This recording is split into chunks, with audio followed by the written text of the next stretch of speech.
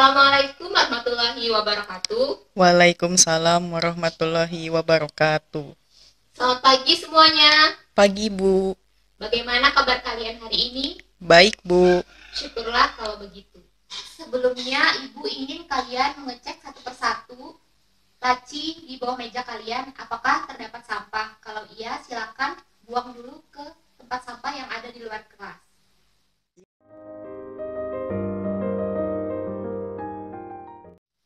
Apakah hari ini semuanya hadir?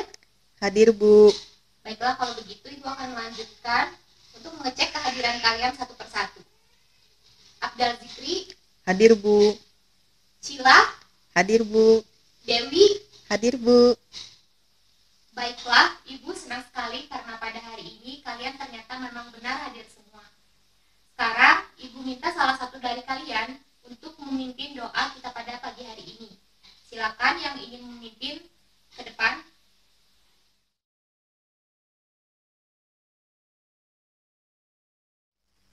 Untuk membangkitkan semangat kita pada pagi hari ini, marilah kita bersama-sama menyanyikan salah satu lagu wajib nasional. Pada kali ini, Ibu ingin kita semua menyanyikan lagu Garuda Pancasila.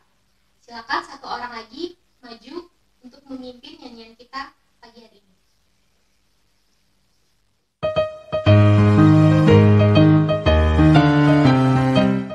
Minggu lalu kita telah belajar tentang pengertian dan ciri umum teks eksposisi.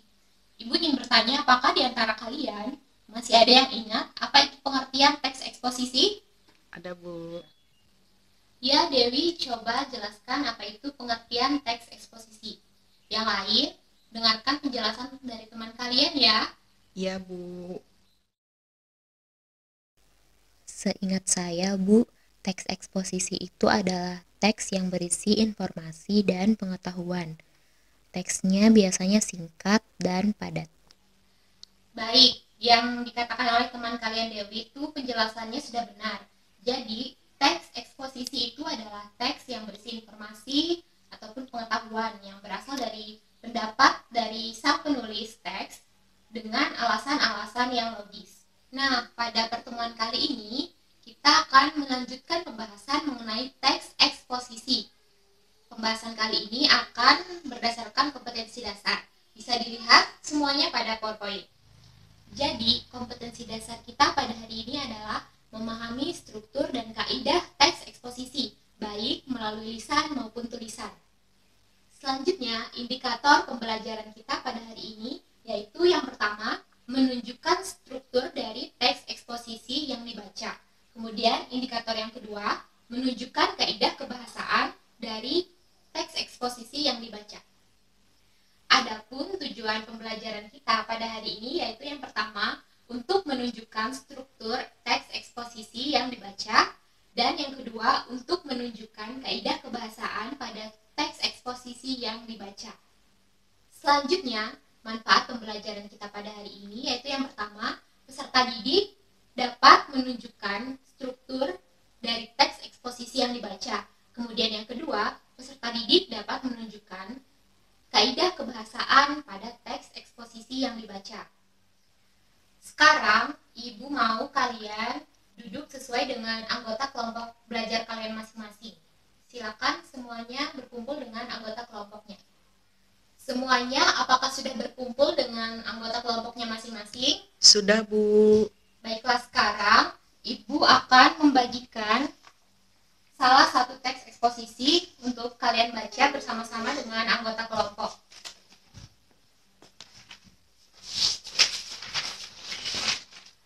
Semua kelompok apakah sudah mendapatkan teks eksposisi yang Ibu bagikan? Sudah, Bu. Nah, jadi Ibu sudah membagikan teks eksposisi yang berjudul Pembangunan dan Bencana Lingkungan.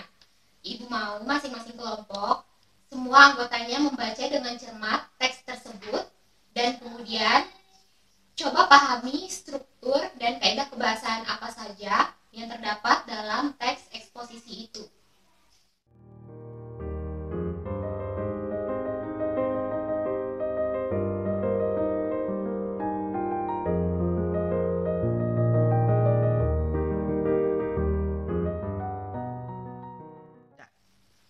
Apakah semuanya sudah selesai membaca teks eksposisi yang telah Ibu bagikan?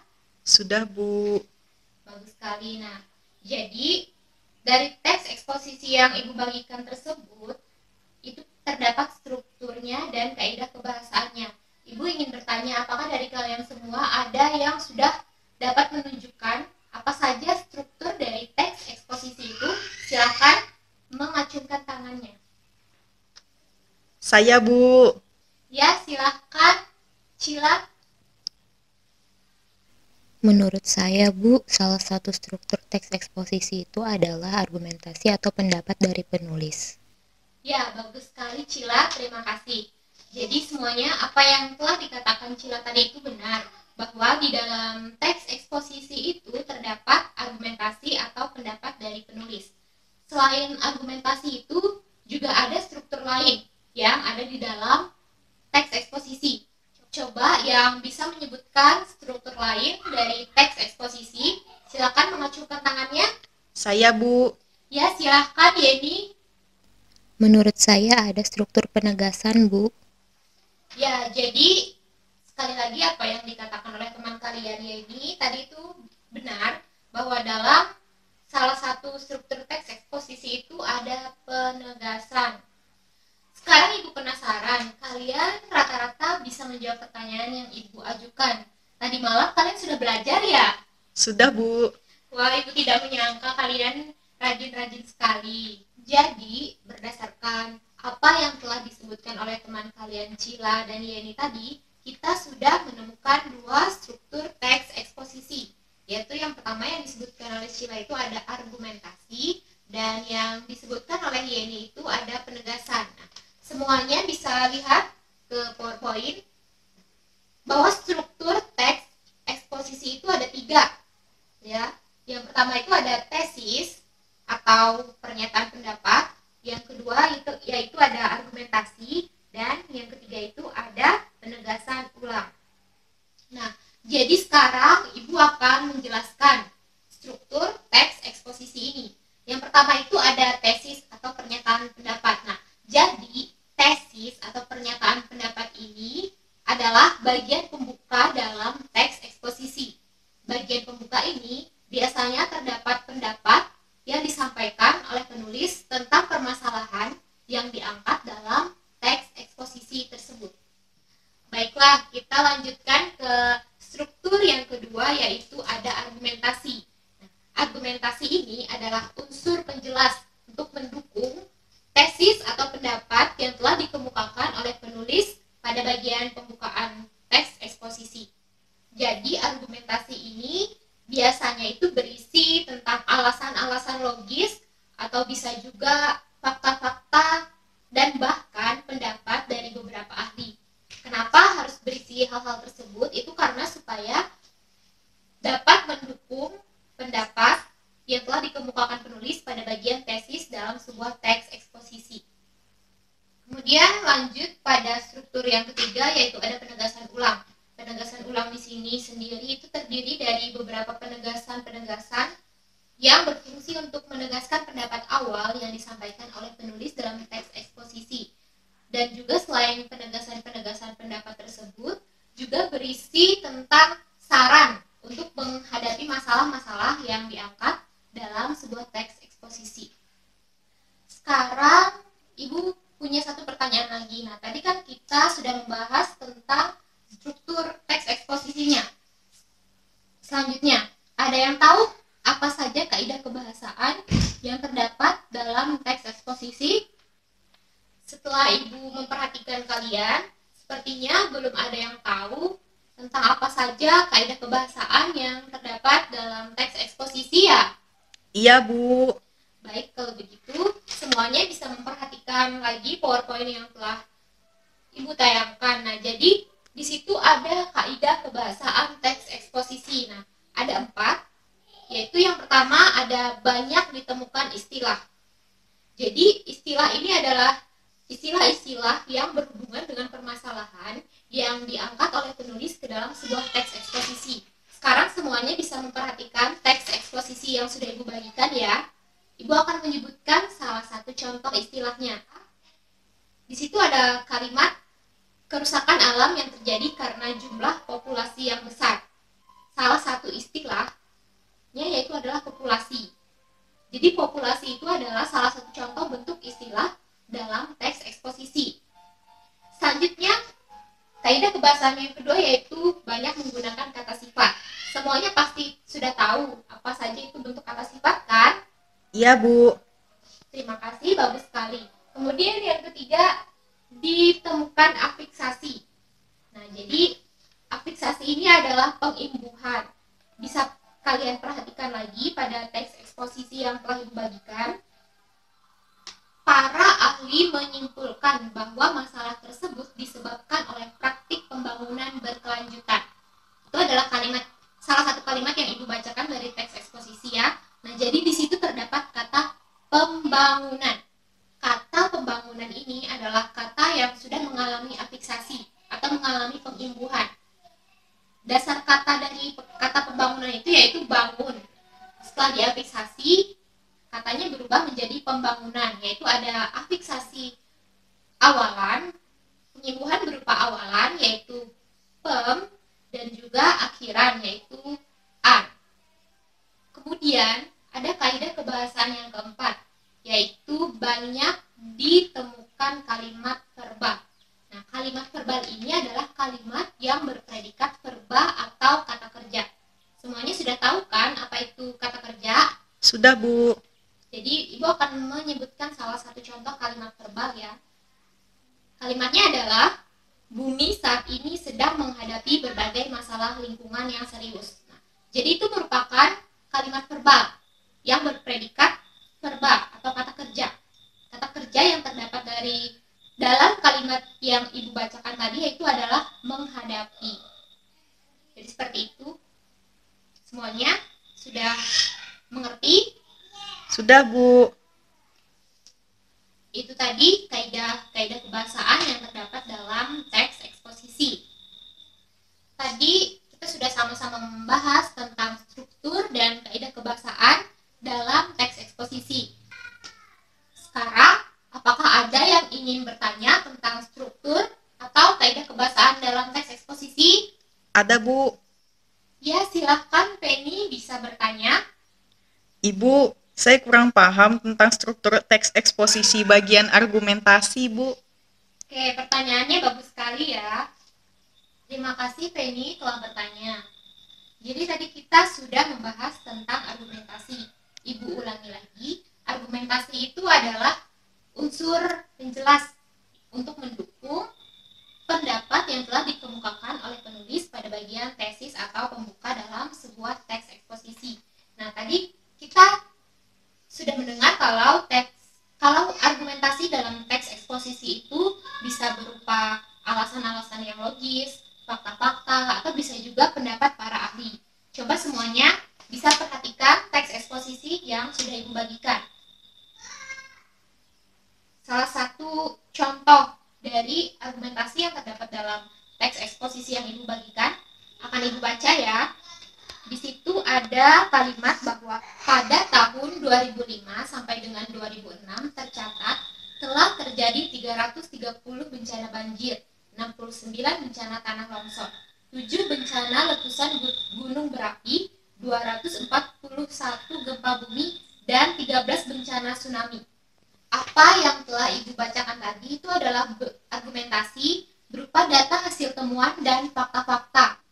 Data hasil temuan dan fakta-fakta dalam sebuah teks eksposisi itu berupa argumen.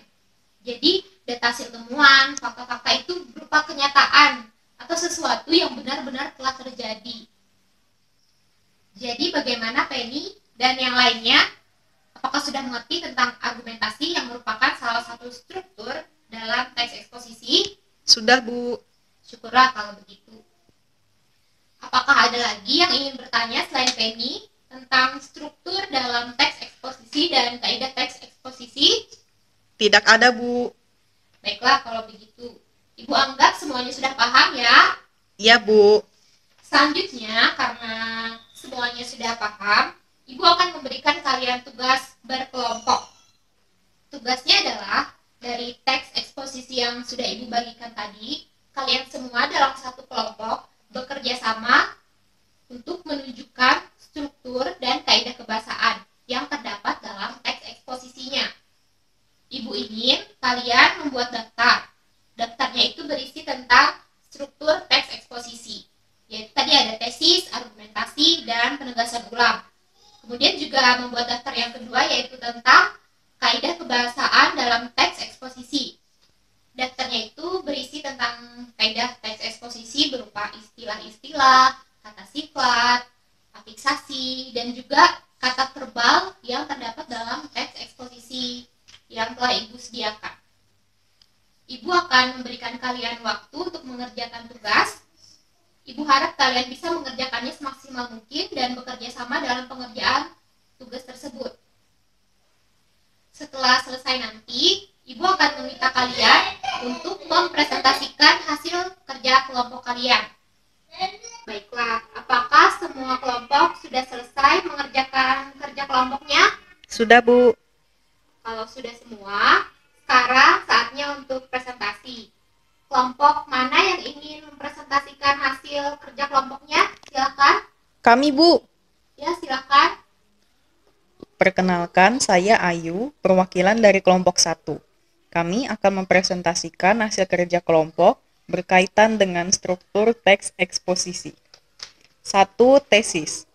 Bumi saat ini sedang menghadapi berbagai masalah lingkungan yang serius. 2. Argumentasi. Para ahli menyimpulkan bahwa masalah tersebut disebabkan oleh praktik pembangunan yang tidak memperhatikan kelestarian alam, atau disebut pembangunan yang tidak berkelanjutan. 3. Penegasan ulang. Masalah lingkungan di atas merupakan masalah serius yang harus segera diatasi. Meskipun tidak mungkin mengatasi keenam masalah utama lingkungan tersebut, setidaknya harus dicari solusi untuk mencegah bertambah buruknya kondisi bumi. Baik, terima kasih Ayu dan kelompok 1. Sama-sama, Bu. Selanjutnya, kelompok mana lagi yang ingin mempresentasikan hasil kerja kelompoknya? Kelompok kami, Bu. Ya, silakan. Perkenalkan, saya Lisa, perwakilan dari kelompok 4. Kami akan mempresentasikan tentang kaidah kebahasaan teks eksposisi, pembangunan, dan bencana lingkungan. Yang pertama, istilah-istilah. Iklim, fauna, flora, drainase, solusi, daerah resapan air. Yang kedua, kata sifat. Serius, besar, punah, langka, utama. Baik, terima kasih Lisa dan kelompok 4. Sama-sama, Bu. Bagus sekali presentasi yang telah dilakukan oleh beberapa kelompok tadi. Ibu sangat mengapresiasi kalian karena telah berusaha semaksimal mungkin untuk mengerjakan tugas yang Ibu berikan, dan juga hasil kerja kelompok kalian rata-rata bagus semua, dan Ibu rasa kalian sudah memahami apa itu tentang struktur dan juga kaidah kebahasaan teks eksposisi. Ibu ingin setiap kelompok untuk merapikan semua tugas kelompok yang telah Ibu berikan tadi. Kemudian hasilnya bisa kalian kirimkan ke alamat email Ibu ya. Ibu tunggu sampai sebelum pertemuan kita minggu depan. Oke? Oke, Semuanya? Bu. Ya, baik. Tidak terasa pembelajaran kita hari ini sudah berlangsung cukup lama ya. Iya, Bu. Ibu sebelum menutup pelajaran akan meminta salah satu dari kalian untuk menyimpulkan pembelajaran kita pada hari ini. Siapa yang mau bisa mengajukan tangannya. Saya, Bu. Ya, silakan Irma bisa memberikan kesimpulannya. Kesimpulan yang saya dapatkan pada pembelajaran hari ini, Bu, ada tentang struktur teks eksposisi, ada 3, yaitu tesis, argumentasi, dan penegasan ulang, Bu. Ya, benar sekali apa yang disampaikan oleh Irma. Jadi kesimpulan pembelajaran kita yang pertama itu ada tentang struktur teks eksposisi yang terdiri dari 3, yaitu yang pertama ada tesis, yang kedua ada argumentasi, dan yang ketiga ada penegasan ulang. Kemudian kesimpulan selanjutnya yaitu ada kaidah kebahasaan yang terdapat dalam teks eksposisi. Kaidah kebahasaan dalam sebuah teks eksposisi itu umumnya ada 4 macam, yaitu yang pertama, banyak ditemukan istilah-istilah. Yang kedua, banyak menggunakan kata sifat. Yang ketiga, terdapat afiksasi atau pengimbuhan, dan yang keempat, banyak ditemukan kalimat verbal atau kalimat yang menggunakan kata kerja sebagai predikatnya. Pada pertemuan selanjutnya, kita akan tetap membahas tentang teks eksposisi. Tapi yang dibahas adalah hal-hal lainnya yang berkaitan dengan teks eksposisi. Ibu harap kalian mempelajari beberapa hal-hal lain dalam teks eksposisi, sehingga di pertemuan selanjutnya nanti pembelajaran kita dapat berlangsung secara lancar. Baiklah, sekian kegiatan pembelajaran kita pada hari ini. Ibu ucapkan terima kasih kepada kalian semua yang telah mengikuti pembelajaran dengan tertib dari awal sampai akhir. Sebelum pembelajaran ini berakhir, Ibu minta tolong salah satu dari kalian untuk memimpin doa mengakhiri pembelajaran kita. Silakan, siapa yang mau? Saya, Bu. Silakan Abdal ke depan. Baiklah, Ibu ucapkan sampai ketemu lagi pada pembelajaran bahasa Indonesia minggu depan. Tetap jaga kesehatan dan jangan lupa kerjakan tugas kalian ya. Iya, Bu. Cukup sekian dari Ibu. Wassalamualaikum warahmatullahi wabarakatuh. Selamat pagi. Pagi.